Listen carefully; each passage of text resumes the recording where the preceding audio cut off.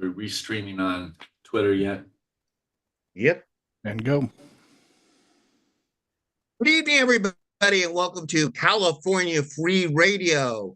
It's good to have you out there. It's not only Halloween Eve, but we have 4 days to go to probably what's called the biggest election in American history.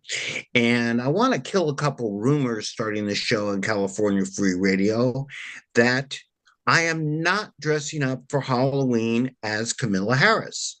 That would probably ruin my reputation and scare too many children. That would be. You don't know that would by be now. Yeah, that's right. If you don't know by now, because you're probably watching on my social media, I am Mike Netter at Netter Mike. You can find us on LinkedIn, and you're going to find us on Rebuild California, California Patriot Coalition, and my homepage. You know what, gentlemen? We call this California Free Radio, but Scott Peotter, you're running for assembly, and Kurt English, I can guess who you're rooting for in the World Series, which is on right now. But California. Well, this is a California show, Mike. It's true, but California is anything but free. It seems that the more we're in California, the more costs go up, which is, Scott, as you were on Steve Hilton this night, we make the case is a big reason we need to get things changed. Huge reason. You know, we talk about that this is the most important election since the last one. And every election, it's always the most important one. But, when you consider the government's taking a bigger and bigger chunk out of us, out of the economy, out of our productivity, then of course, who we have controlling government is going to be a bigger and bigger deal. So every election, because government continues to grow, it does become more important.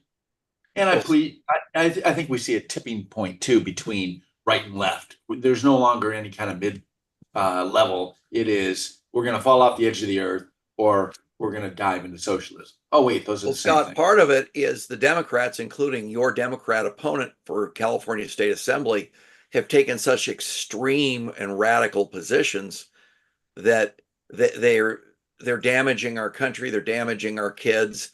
And tell us more about your opponent, Connie Petrie Norris, and how extreme she is. So Connie Petrie Norris is a Democrat who's been there for 3 terms. She's going for her 4th term now. She likes to portray herself as a moderate mom, couple of kids, suburban housewife. I'm just like you. But then she goes up to Sacramento and votes like a San Francisco liberal. She doesn't live in the district. She lives in Laguna Beach, and my district is Irvine, Costa Mesa, and Tustin. And she keeps an apartment in Irvine to kind of walk that line on the legality of it, because she has to live in the district. I don't think she spent much time there, but she wants to represent us because, hey, it's better registration for her. She doesn't have to work as hard to keep her seat. Well, I'm trying to stop that this time around, and that's what I need voters and listeners to help me with. Let's dump her.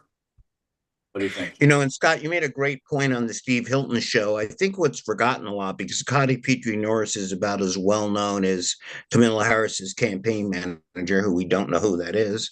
If not, by the way, it's probably a good idea she get one, the way she's butchering this. But Connie Petrie Norris is the one that you should know her name pretty soon, why you should vote Scotty, not Connie, because she's the one that headed up these legislative hearings, if you want to call them, really more of a lynching as far as the oil companies were concerned, that are going to one of the things causing oil companies to leave the state. By the way, they supply our gasoline, so if they go bye-bye, I don't know where we're going to get it. Let's talk about that, because I thought on the Steve Hilton interview, which I put out on my X feed today, Steve Hilton made a great point with you about that. Yeah, the governor called a special session of the legislature with just one subject in mind, and that was he wants to get the refineries to provide storage. So this is the line, okay?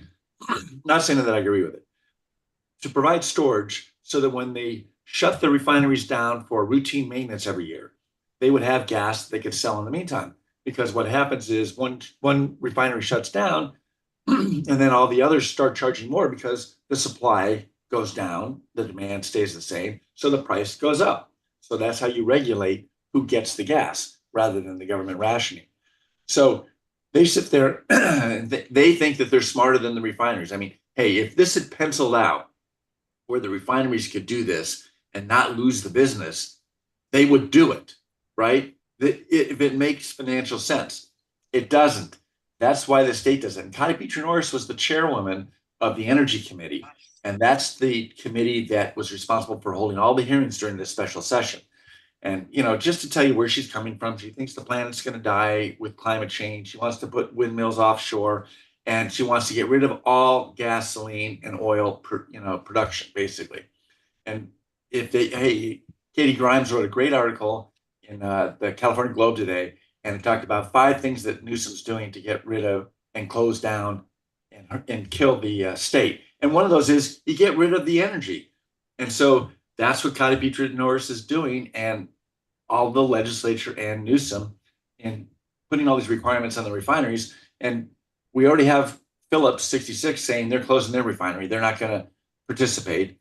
I mean, this new legislation says that if they don't build this storage quickly, and they got timeframes in there, and then they don't provide the gas to put in there, that they're going to fine them up to $1 million a day for not doing this. So they have to, I mean, for crying out loud, they're telling us, Newsom's telling us they want to get rid of all gasoline, gas, natural gas, oil by 2045. So any investment that anybody makes is only going to be a 21-year investment, right? Theoretically, they're going to be shut down anyway, right? Well, Scott, they're going to sue in federal court and get that knocked down. It violates the Interstate Commerce Clause of the U.S. Constitution.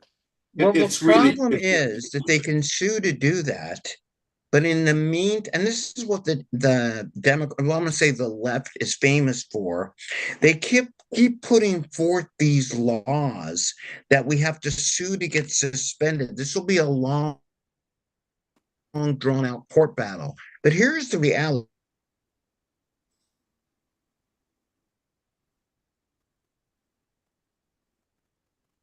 Did we lose Mike? Kurt, you're an entrepreneur, right? Hotels. Lost you there for a second, Mike. Is he frozen? Yeah, Hi, you Mike. Just go ahead and talk, Scott. Yeah, tell us about Petrie Norris. Not me. So anyway, they're going to sit there. These refineries operate. This is what the Chevron guy, head of Chevron, wrote a letter to Newsom. He goes, "Look, we're operating at 100% capacity already, and we're selling everything that we got. So in order for us to actually put, 2 weeks worth of fuel into storage, we're going to have to put a certain amount in every week, and so the supply is going to go down.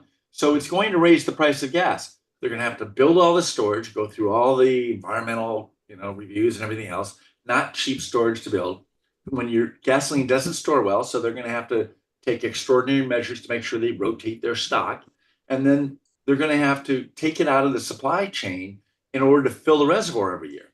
And so you're going to get lower supply. So the price of gas is going to go up with market pricing because of this new regulation that's being put on, so that, Phillips 66 decided they didn't want to do it anymore. And now we've got Vallejo, who's threatening to close down their 2 refineries. So we're already going to lose 1 refinery in Phillips 66, which provides about 12% of our gasoline refinery. And then we're going to lose Vallejo as well. So rather than dealing with the stupid regulations that Newsom and the Democrats are putting out there, including Connie Petrie Norris leading the charge, they're just leaving the state rather than having to deal with it. Now, I'm sure they'll try and sell it to somebody else, but who else wants to come in and take over in this state where they're regulated so high that, and on top of that, they're regulated hard, it makes it hard to do business, hard to earn a profit in the first place, and then they're accused of gouging their profits. If they had that much of a problem before, now it's totally not worth it, right? They're not making enough money to put up with this crap. Well, but Scott, didn't the Democrats also add a 50-cent per gallon tax? No, that hasn't been added That's yet. a different tax. And that's an interesting point, because the CAR board is voting on it the Friday after the election. And in fact, they had a big How convenient, Mike.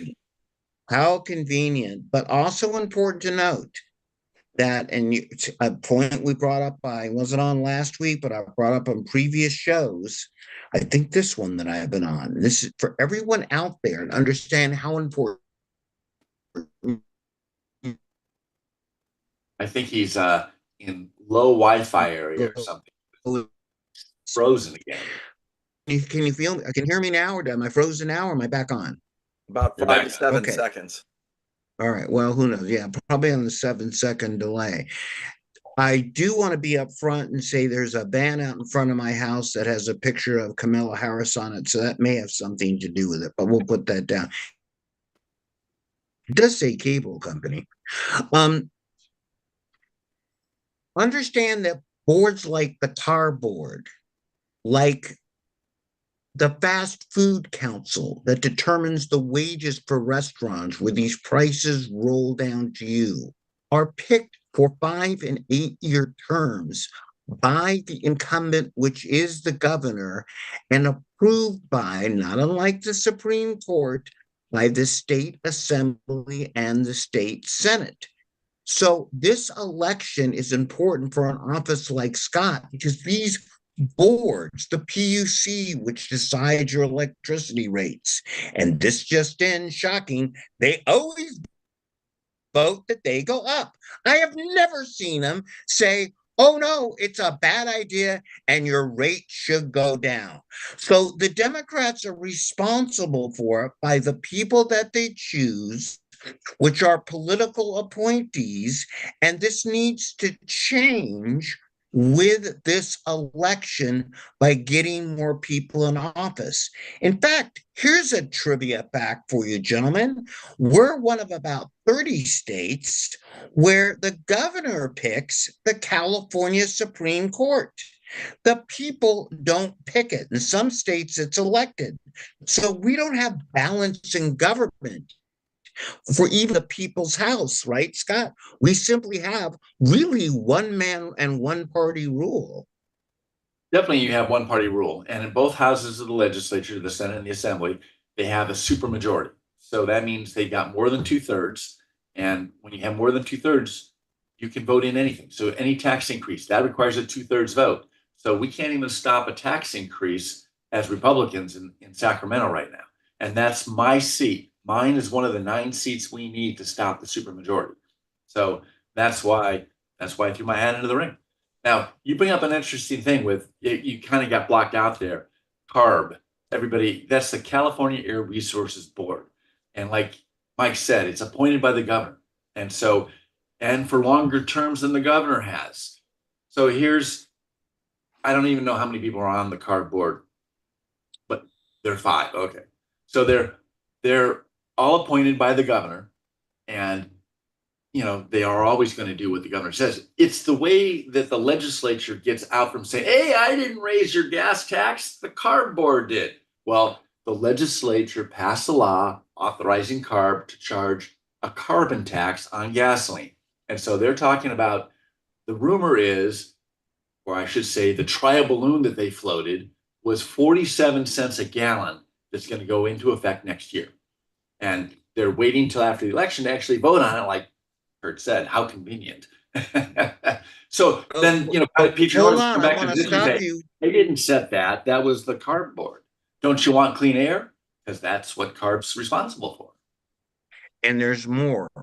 Because actually, this will raise the prices on gasoline for the next few years by up to $2 to $4 a gallon. So what they're voting on is not just an increase now, and wait, there's more, as they say on late night TV, because it's also going to add, 50 cents a gallon is what you see, I see, what we all see when we go to the pump.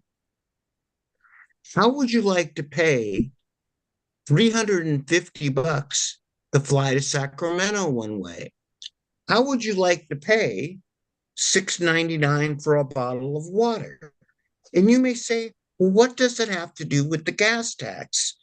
This CARB tax will also add $1.25 per gallon to jet fuel, and I believe approximately, and some of the audience correct me if I'm wrong, not that I'm ever wrong, about $1.10 to diesel fuel, which right now gets you most of the stuff that you buy. So the reality is it has a big cascading effect on everything. Back to the article and talk more about that Katie Grimes wrote, because a really good way to send a state into a death spiral, doom loop, whatever, is cut off their energy source.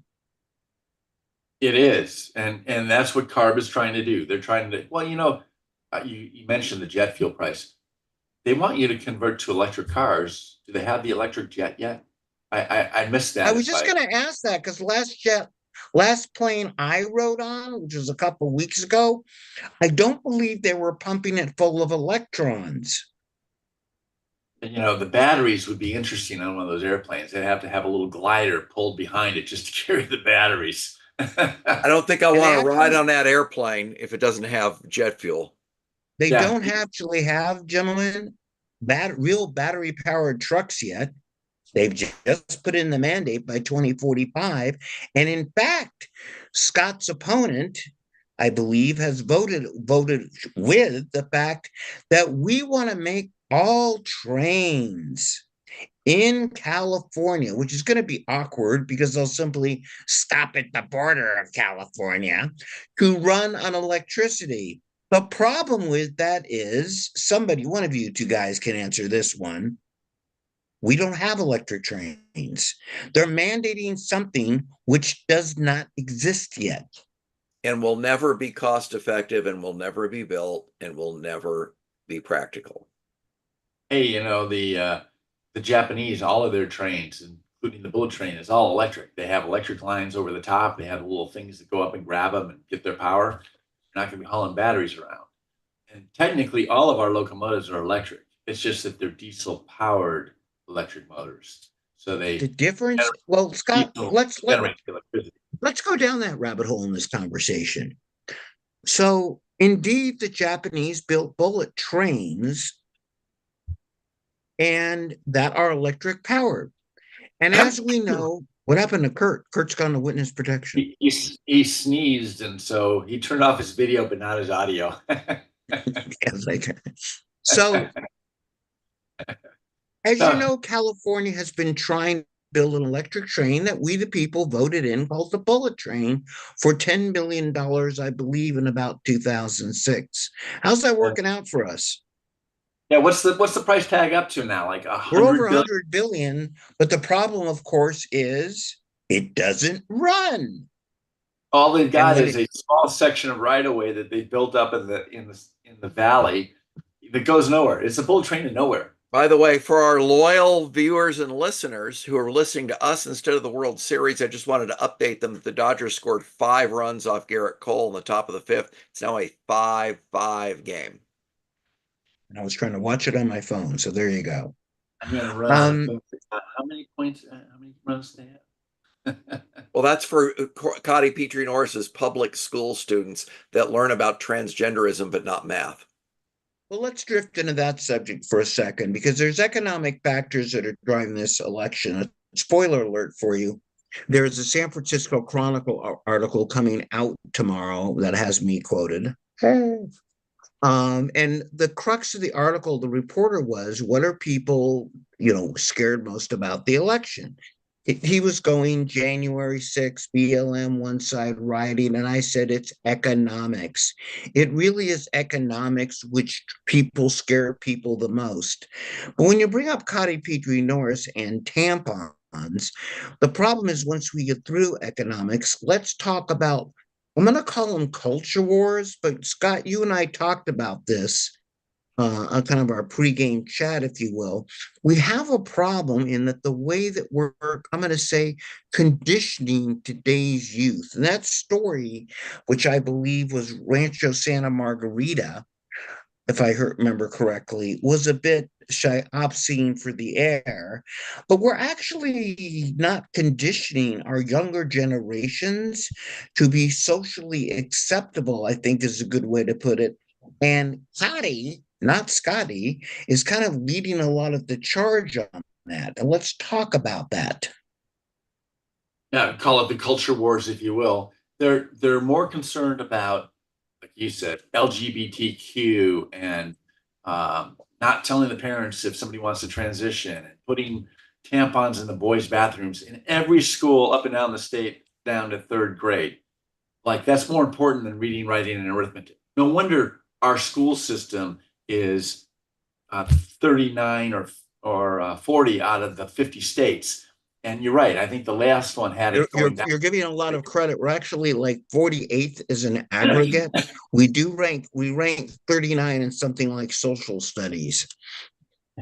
Gym, PE. Hey, yeah, we're 39. And you know, that's in the United States compared to the other states. But if you compare our country to the other first world countries, I'll say we're like last of all the first world countries. So not only are we 48th out of 50 in the states, but our country is like last of all the first world countries. Scott, think about this. Connie Petrie Norris doesn't care about kids' education. What she cares about is hiding transgenderism from parents, AB 1955, which you're against, and about putting tampons in boys' bathrooms, just like Tim Wall's wife, who was saying that if you put tampons in boys' bathrooms, it'll teach the kids how to read. This is the kind of insanity that Democrats are advocating in 2024. Anyone who thinks Democrat is voting for craziness. I'm not getting that connection. How does tampon in the boys' bathrooms help them to read? Maybe they put an instruction sheet on the side of the machine. And they go, what the boys heck rip it off the wall and throw it in the toilet. Hey, when I was in high school, I would have had a tough time figuring that out. Other than, oh, girls need this. What's the heck's it doing here? Could have probably ripped it off the wall like the boys are doing now. Well, I think part of the problem here is too, it's not culture wars, it's cultural conditioning. Society needs a lot of semblance, I'm going to say, of normalcy to function. It doesn't matter if you're gay, transvestite, or what you are. You have to be able to function within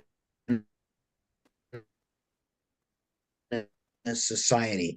And Kurt, who sell of tampons in bathrooms is just one thing, because what are we telling boys before pre-puberty when we put I mean, what are we educating them on? No different than you would. Why would you put condom machines in junior high? It sends a bad message, and I don't think it leads to good things. And one of your pregame notes that you talked about was the pizza party, Kurt. Let's talk about that. So, more Democrat insanity in schools. Liberal elementary school teacher in California had a vote in probably fifth, sixth grade, and the kids voted for Harris or Walz for president in their class. And she said Harris or Trump. I'm sorry, Harris or Trump. Thank you for that friendly amendment. And what she said was that if you voted for Harris, you deserve pizza because Democrats want to give free food to people who are hungry and all that nonsense. But you can pay for your own pizza if you voted for Trump, because conservatives want everyone to pay their own way. So a parent complained because of the obvious political bias that has no place in public schools, and said, I will buy the kids who voted for Trump pizza so they can all enjoy a pizza party together. And so now I think there's a lawsuit coming if there hasn't been one filed already. But this is to Mike's point earlier. They say Democrats make you sue. If you're voting for Democrats, you're voting for stuff like this. And frankly, Benjamin Franklin in 1787 said people get the kind of government they deserve. If Californians vote for Petrie Norris instead of Scott Peotter, they deserve their son coming home wearing a dress. Kurt, I'm going to be up front. I'm so old. Ben actually said that to my face, so I want to vouch for that. Well, if you're an eyewitness, Mike, I can't argue with that. Here's the thing. The teachers that read these, you can define for yourself what weird sexual is. But when a 5 and a 6-year-old in kindergarten gets read something that is sexual, it makes no sense to me. And I don't care what side of the aisle that you're on. What you're starting to do is implant upon young people's heads things which are a bit out of the biological norm. And Scott, your opponent really seems intent on changing the biological norm. I mean, this is the part, like, boys don't use tampons. And if they do, I don't believe it's for the purpose of which they're manufactured, is probably a polite way to put it. Okay. Um, so I've I heard they would, decorated the schools with tampons. Yes. yes, I'm sure come Halloween, they're very popular. I've heard they'll dip in paint well, etc.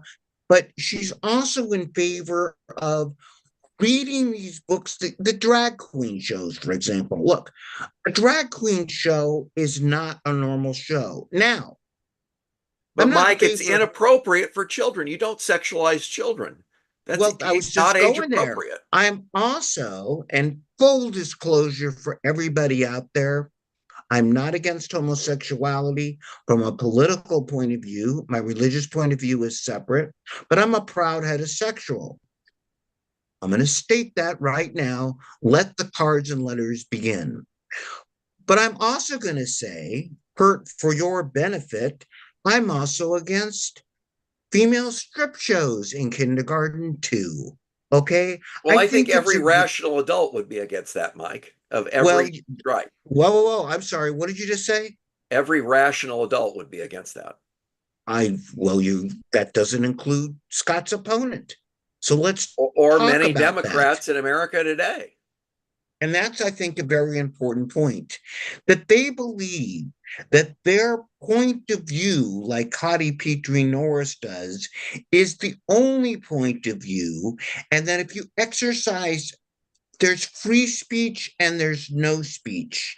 A child on certain things, most people would agree, should have no speech on certain subjects until they're old enough to understand those subjects. And gentlemen, you can agree or disagree on that, but let's talk about that for 1 second, and then we'll get to free speech.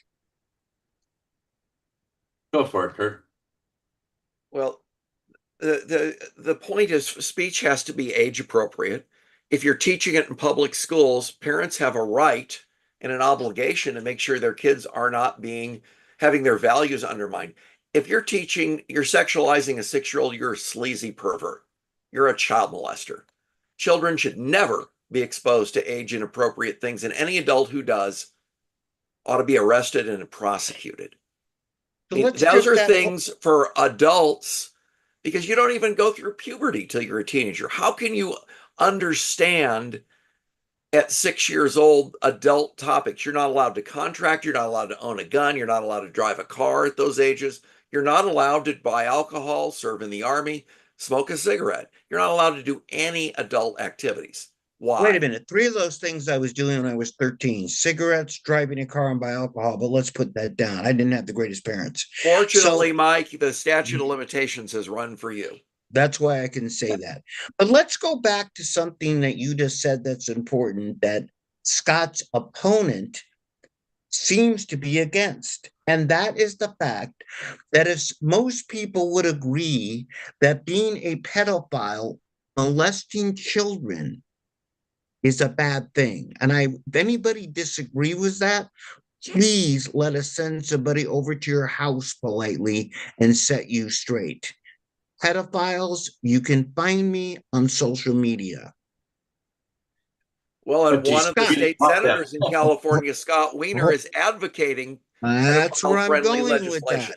that. And Petrie Norris, Cotty, not Scotty, voted with that. And Shannon Grove had a fight we've had on our shows, had a fight so hard to get, if you're a pedophile, whether you can believe it or not, in California, it was a misdemeanor. Yes, indeed. It's like jaywalking. Indeed. Scott, let's talk about that, because how can someone like Cotty Petrie Norris, in any good conscience, stand against those things of giving people that not just promote, but actually do evil things to kids? Because they're I know. evil people. Yeah, the only thing I can explain it with is that she closes her eyes to the evil side of it in order to carry the water for the left. I mean, face it, they call it LGBTQ, right? And the Q stands for queer, but it also stands for questioning. And so they start with this nonsense that's so unscientific that you can actually change the gender that you were born with, and you can be a different gender. What a bunch of, crap is that? And so they sit there and tell the kids, hey, you don't have to be a boy. If you decide you want to be a girl, you can be a girl. And I'm sorry, you're born with the hardware of the boy. You're not going to be a girl ever. But yet they tell him that. And here's this fifth grade boy, and they're getting this stuff saying, oh, you can be something different. And hey, what? When do I decide that? What if I choose wrong? How do I do that? Now they're questioning. So they put him in the LGBTQ category, and they go get him counseling. And the counselor starts asking questions. This is grooming. They're trying to convince the kid that he's not a boy, that he's a girl, and that here's how you go about it. And then they don't tell the parents. They come to school, they give him a new name, they give him new pronouns, they even give him a dress and a wig if he wants it. And he goes in the class, and then before he goes home, he changes back. So they're helping deceive the parents. Well, and Scott, the Democrats claim they're the party of science, but they want to put tampons in boys' bathrooms, pretend boys can get pregnant, and then pull this nonsense when your sex is determined at conception, period. Even someone who dresses up like the opposite sex still has the same DNA. I want to drive on this for 1 second here, though. No matter what your hardware is or what you think it should be, how in anybody's right mind can think for an underage child, an adult should be touching that hardware? Child molestation. Okay, that's what I'm going. All right. Well, not only are they going to touch it, but if the kid wants to chop it off because, hey, he wants to make the full change, they'll take him to a doctor and get it chopped off without telling the parents. Right. But for 99% of the kids that don't want to change it, here's the part that Nora stood with this side on. That those molesters, those pedophiles, those perverts, those sick human beings should only get a slap on the wrist when they're convicted on it. She voted against the higher penalties. And that's the part, Scott, I'm really struggling to understand. Okay, this goes beyond culture wars, culture conditioning to begin with. Let's even take that 1%, that half of 1%, that's quarter of 1%, that have this view that they should be a different sex. We should not encourage it. We call it gender dysphoria. But you do. I can't pronounce the word. But I just call it strange. But let's put that down for 1 second. How does Cotty Petrie Norris and her side of the aisle side with the criminals in this case who do these things to these children? How? Just try to explain this to me. I mean, they actually voted against until they were shamed. Shannon Grove proposed a legislation where these people that had sex with kids, with minors, if they were less than 10 years, right now, the way the law stands, if they're less than 10 years difference, it was considered, quote, consensual. And I don't know how a 14-year-old can have consensual sex with a 24-year-old. They can't. But there's no penalty. And so they finally shamed them into saying, no, that's child molestation. And so they passed it. But guess what? They didn't go to 18. They're saying, no, 17 and 16-year-olds, we're still going to allow it and not penalize them because we think they can consent to having sex with somebody. usually of the same sex. And if they're older than that, or if they're younger than that, then they'll go ahead and lock them up. Heck, Bill Asali, he tried to propose legislation on the sanctuary state. Well, first he started out with he wanted to deport any illegal alien that was convicted of a sex crime, particularly sex crimes with children. And he couldn't get any support. So he changed and said, okay, how about if we end sanctuary state protections for people that are convicted, for illegal aliens that are convicted of sex crimes, so that we can give them to ICE. He didn't get support for that either. It didn't even make it out of committee. What are the Democrats doing protecting these animals? We first invite 20 million into the country. They're doing 25% of the crimes that are occurring in this state. We get probably what, 40 or 50% of all of those illegal aliens, 21 million. So we probably got 10 million in our state because we give them free health care. We don't prosecute them when they do things wrong. You know, we have Venezuelan gangs doing criminal vacations in California. So, you know, what's wrong with this state? What's wrong with the state? Well, let's talk about that. It doesn't seem like Connie Petrie Norris has any guts. Because look, I've never met the woman, but she's a white liberal. Let's cut through the crap here, okay? And we're going to talk about uber liberal, yes. Uber liberal. She's, I think part of the problem is, and I was talking to Yvette Cochran about this, as I told you the other day, running against Scott Wiener yesterday, as a matter of fact. San Francisco's highly liberal, obviously, but most people really in her community, in your community, in my community, regardless of party registration, really don't believe that perverts that touch children's hardware should not go to jail for a long time, really do believe that a small child should be shown either a drag queen show or a strip show, for that matter. Strip shows aren't getting enough pub. I just want to go on record and say I want to get our side in here, okay? Because they're apparently not banning strip shows, or they're not banning drag shows either. So let's be real. Neither one is correct.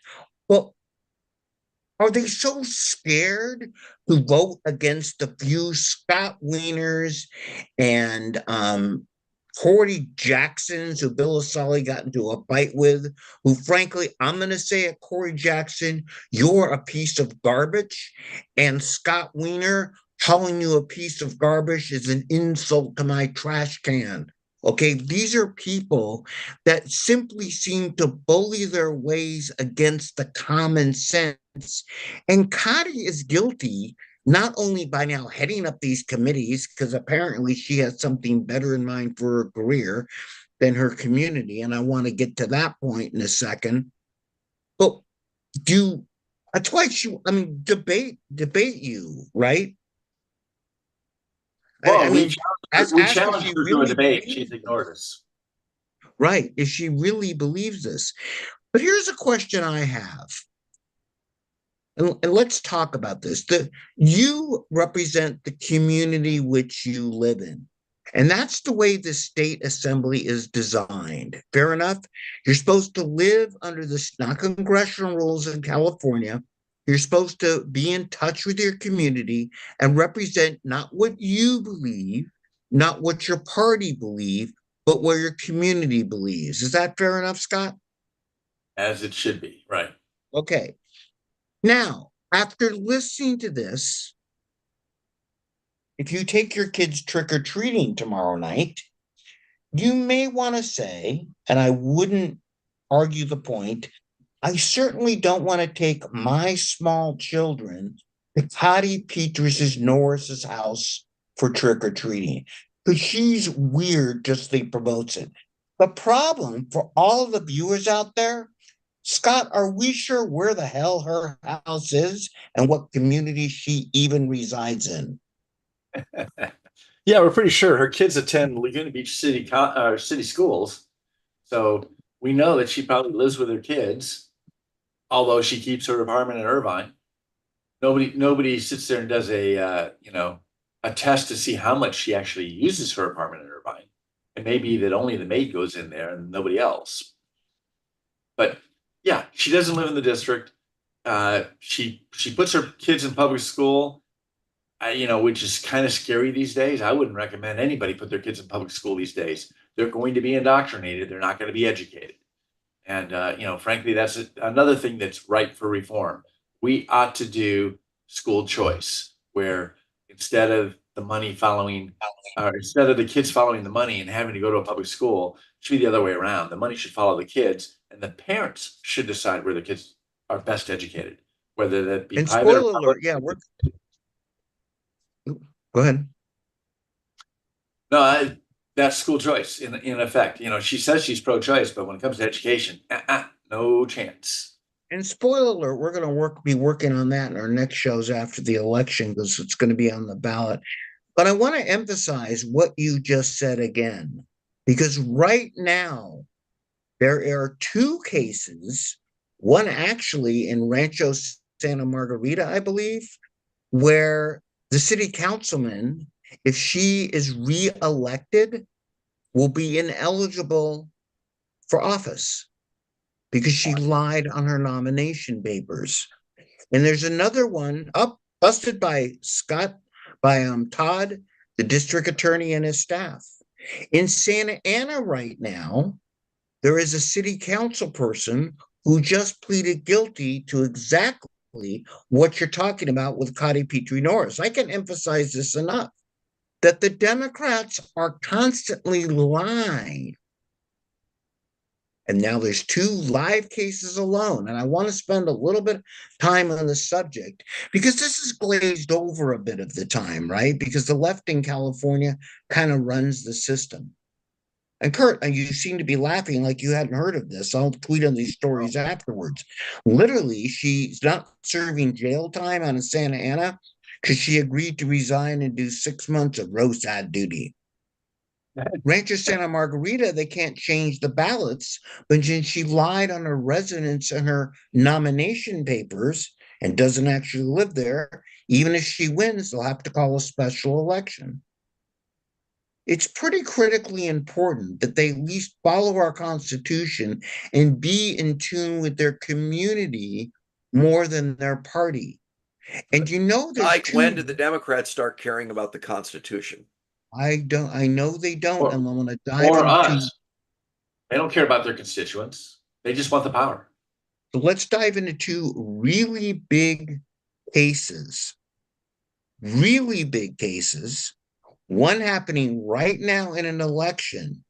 Because Scott, I'm going to be blunt here. The state assembly, or the people's house, which is the backbone of much of what happens in California, it's a bit ignored by the mainstream press. And reason we encourage people to vote, it's a bit ignored by the voting public. Now, what the public does pay a lot of attention to are the senator from California, because the press pays a lot of attention to it. Butler, and oh, by the way, I have breaking news. Feinstein's still dead. And when she died, Newsom had to pick somebody living in another state who was not a registered California voter to choose and register real quickly the day before she's sworn in.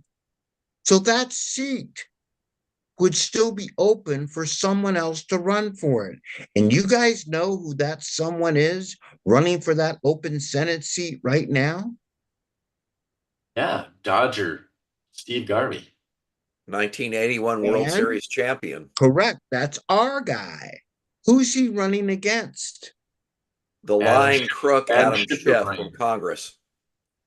And what story has broken about Adam Schiff that the mainstream press is not putting out too much? But quick plug, I've been putting out a lot on my X feed, and we may have another special election sooner than later. Are you gentlemen familiar with the story? He's got kind of a Cotty problem. Didn't he put down that both his residence in Maryland and his residence here were his principal residences when he got his loans? Well, mortgage fraud. Boom. We've talked about that, gentlemen. There are 3 documented cases of Adam Shifty Schiff And I'm going to try not to cuss because there may be small children watching this show. And frankly, I have the mind of a child. But there are three incidences where Adam Schiff marked his Maryland home on his federal loan papers as his principal residence. That is equivalent to lying under oath, and you can serve up to 5 years in jail. But what really ticks me off is what the lying, beady-eyed, pencil-neck beep, beep, beep, beep, put out in his X feed the other day against Donald Trump. And you know what he said? No one is above the law. And you're Democrats thinking, think they're above the law. Adam, you should go look in a mirror. And the thing is, this case will blow up. 2 cases right now at lower offices than Scott that have just blown up. Not getting a lot of pub, not too many people in different places interested in Santa Ana, though it's a pretty significant city. Rancho Santa Margarita, it's interesting. It's a good place. There's a great bagel house there. And there's these big cases that they're trying to bury. But the system was not designed for people out of their district to try to represent people in the district. And Scott, let's talk about what you know about this, about Patty Petrie Norris. Because there may even be a case to get her disqualified if she happens to re-win. As you break up again and again. Whoops, Like there I that. go. Sorry. Talk about Patty Petrie Norris. I don't know what's going on with the internet connection here. Kind of like Max Headroom back from the 80s. So Patty Petrie Norris, like I said, lives in Laguna Beach. Her kids go to Laguna Beach Public Schools, and both she and her husband are registered in Irvine. Now, subsequently to me finding out what their registered address was, they actually put a private block on her registration. So when I go to the registrar and I ask for her registration, they won't give it to me.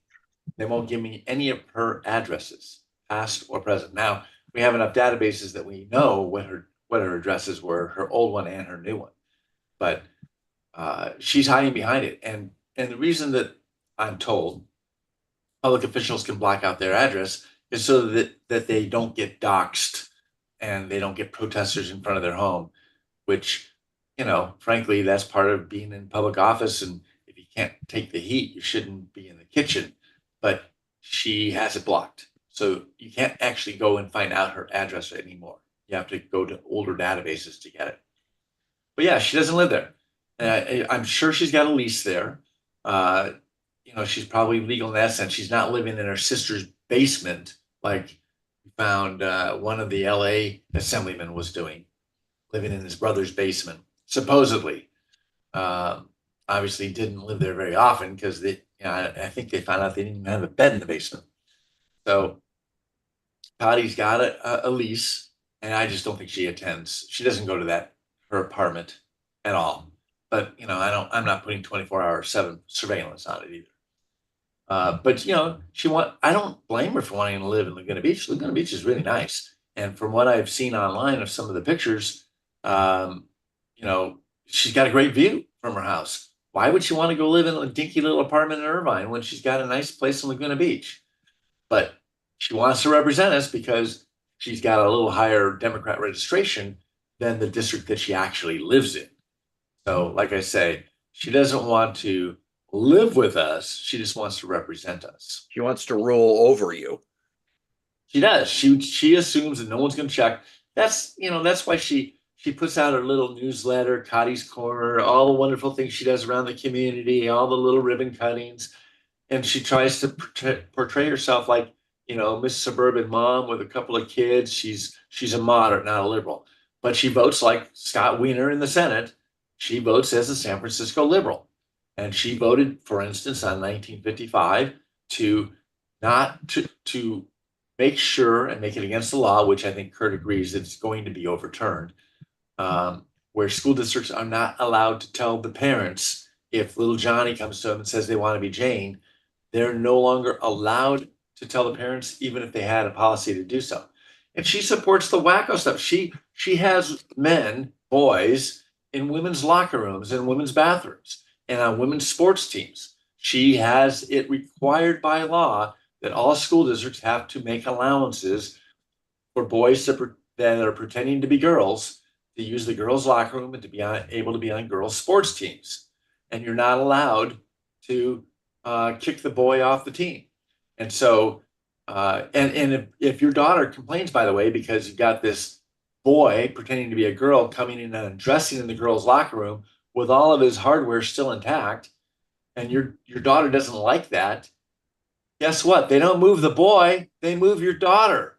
They give her other accommodations because she doesn't want to be exposed to that. Now, Scott, in the time we have left, can you explain to our audience how many seats there are in the state assembly, how many of them are up, and what is the opportunity to change California by changing the state assembly? Hey, just like we see with the Congress, right? You've got this bare, skinny majority of the Republicans in the Congress, and they know that that's a big fight. If they don't have a majority in the Congress, Trump wins the presidency, and the Republicans don't keep the Congress, Trump's not going to get anything done, right? The Congress is 2-year terms, and the Assembly is the California version of the Congress. It only has 2-year terms. There are 80 members of the Assembly. So every 2 years, we can get rid of every single one of them and bring in new people. So if we don't like the way the state is going, we can change it no later than the very next election, which is next Tuesday. So if you don't like the way the state's going, the best way to do it, because Newsom's not on the ballot, best way to do it is to change the assembly, throw out all the incumbents and put guys like me in instead. So, Scott, what you're saying is if Californians are unhappy with higher energy costs, higher crime, higher grocery costs, and the nuttiness with children and sexualization and tampons in boys' bathrooms and dressing up Johnny like Susie and all the silliness and driving jobs out of this state, then they can do something about it. They can vote for you and other Republicans and change the state legislature. Yeah, and in fact, that is the solution. And if we win 9 seats, we end the supermajority, and they won't be able to raise taxes unless they get a Republican to vote for them. And I think, well, and if we win a majority, which can happen if people decide to vote for change in California, right, we can stop all this stuff. Right now, if you like men and boys in the girls' bathrooms, or you like the price of your groceries being twice what they were 4 years ago, then you can put the Democrats back in charge. But they're the ones that brought you all this stuff. Scott, let's talk about in the minutes we have left here, what people can do in the final days. You have a winnable seat. I'm going to be super candid with everybody out there right now, which is a strange word to say, super candid, but let's be upfront. Many of our people who have the guts to run really don't stand a chance. There are about 10 or 15 which stand a really good chance, and Scott is one of them. Just like the presidential race, I was actually talking to a liberal friend of mine, liberal reporter friend of mine. Yes, I have them. Who's in Michigan right now, and her and I were laughing. That kind of redundant, liberal reporter? Aren't all reporters liberal? Well, it's kind of is, yes, but let's put it this way: off camera, we get along. She's got her view, I got mine. Her job is to rant, and she's in Michigan right now. And we laughed that literally the presidential race may come down to that one drunk in North Carolina who places a vote at 7:59 that they carve off the street. I mean, it's literally going to be that close a presidential race. Your assembly race may come down to that also. What can people do in the final days? Well, like you say, it all depends on turnout. So right now, the Republicans are turning out much higher than they did a year ago as far as early voting. And typically the Republicans tend to come out on election day. I would not encourage you to do that. The county has they've got all their vote centers open, and they're opening a whole bunch more starting Saturday, actually starting Friday, starting this Friday. And they're going to be open for the 5 days, including election day. And so I would encourage you to go out to find a voting center. In fact, if you go to my website, I have the voting centers linked there. And what's your website, Scott? As you can see on my background, for those that are not watching, taxfighter.com. They go to taxfighter.com and they can find the link to go to the vote center, and it'll take them to the county website, and they can find a vote center near them. And it's not going to be your neighbor's garage like it was 8 years ago or 6 years ago, last time we had those kinds of elections. Everything happens at a voter center, and you can go to any voter center in the county. So if you happen to be in another part of the county and you run across a voting center, you go in and vote. They'll pull up your name and give you the ballot that's assigned to your name and your address, and you'll be able to vote it and turn it in there. So yeah, they need to get out and vote. They need to bring 10 friends. So the only way we win is by turnout, because there's more Democrats than there are Republicans in the district. But I think Republicans are more motivated. Well, Scott, let's talk about those numbers. There's only 40% Democrats. There's only 40% Democrats. So that means 60% of the people are not Democrats, and there are many Democrats that are also tired. Wow, Kurt, you were quick with that. Racial discrimination against Asians and whites in college admissions, and there's a lot of Asian voters in Irvine. Yeah, and let's talk about that for a second. Scotty's running a fairly significant digital campaign, and you're going to see ads flash up in your devices for him. Great. You're going to see text from Scotty, and I think we've had like 500,000 maybe go out at this point. You're going to see emails from, what's your newsletter called? Tax Fighter. I was stupid. Tax Fighter. Take that newsletter, take those texts and forward them to your friends who live in those cities. Okay, we say bring 10 friends, but the reality is those of us that vote don't really travel in packs of 10. I travel with a pack of 4, which is my family, but I'm probably not gathering 10 people in a dark van to go vote. However, Mike, you can, if your kids play on a sports team, if you're a church group, you can bring those friends. And I get all that. Neighbors. We're kind of past that. We got a few days to go. 100%. It's game time. Okay. And if you've already voted, you might say, well, great, I'm not going back again. But you can pass the message on. You've got to pass the message on, because that's one thing you can do right now to try to even flip this singular seat. This is a long battle, but right now, just like the World Series that Kurt and I are staring at in our sidebars here, this is one game and there will be next season. But this season right now, we are down to literally just a few days that deciding this singular seat can decide the fate of California. And don't anybody laugh at what I'm saying next, because I put it out. Steve Hilton said it, and I put it out today on my post or tweet, as we used to call it, about Scott. That swaying a few more people in Orange County, where Bob, Michelle Steele are running, and because they happen to go out for vote for Scott, could actually help sway that majority in Congress for the entire United States. And that's not hyperbole, because Orange County more and more has become kind of that 60-40, 50-50, call it whatever you want. So your vote does matter. Scott, the text you send, they can copy them, they can paste them, they can move them on to other people, just as a reminder.